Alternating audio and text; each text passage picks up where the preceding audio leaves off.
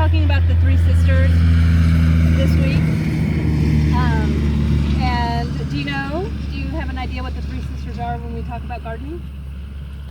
Any thoughts? Do you remember what the Three Sisters are? It was St. Women's Garden. Are you talking about like the plants? Yeah, Like the plants. do y'all remember what they are? What we planted? No? You don't remember? So we're talking about corn, beans, and squash, and sometimes it goes beyond that. There's some different plants, but the real traditional ones that we think of are corn, beans, and squash.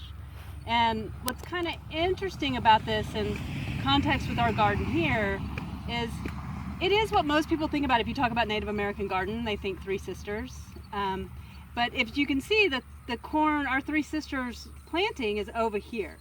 So if you remember when we talked about this garden, we started with the earliest plants that the Caddo would have planted, and we kind of go around in this timeline to our modern cooking garden, right?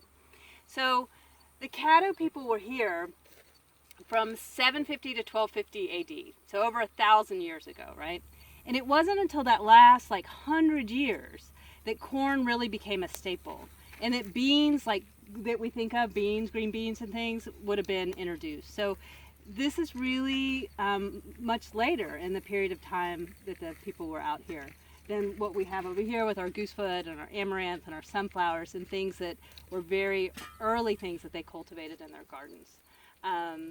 So anyway, it's definitely a very traditional, there's different styles of gardening, and so when you go to the website, you'll see some resources that talk about that. And I actually, maybe it's next week, maybe we put the Buffalo Bird Woman link up. Now I can't remember. I think there's a book. It's an ebook now that you can read. It's called Buffalo Bird Woman, and it's not Caddo agriculture, but a lot of the things are very similar. And so there's a discussion about the Three Sisters and some of the garden tools made from antlers and things like that, which are really neat.